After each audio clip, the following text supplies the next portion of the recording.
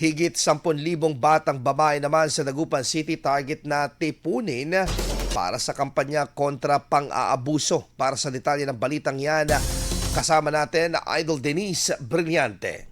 104.7 IFM Report.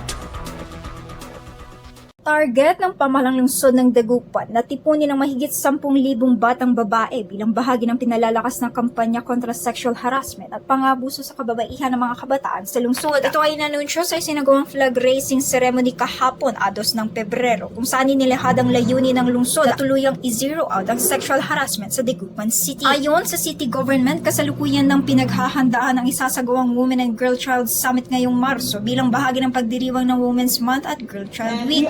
Coming up with a women and child and girl child summit also. Yun.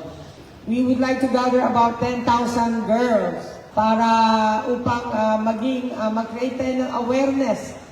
Awareness ng good touch, bad touch, awareness ng protection for girls, and awareness for sexual abuse abuses po, sexual abuse. Layunin ng nasabing aktibidad na bigyan ng sapat na kaalaman ng mga kababaihan hinggil sa kanilang mga karapatan at mga mekanismo ng proteksyon laban sa sexual at verbal abuse. Katuwang ng lokal na pamahalaan sa kampanya ang Teen and Women's Center, gayon din ang iba't ibang organisasyon at mga paaralan mula elementary hanggang high school sa lungsod. Giit ng pamahalang lungsod, ang inisyatibang ito ay mahalagang hakbang upang mapalakas ang kamalayan ng kabataan at tuluyang mapuksa ang pang-abuso laban sa kababaihan at mga batang babae sa Dagupan City. Kasama mo mula rito sa IFM News Dagupan, ito si Idol Denise Brillante, Tatak, IFM.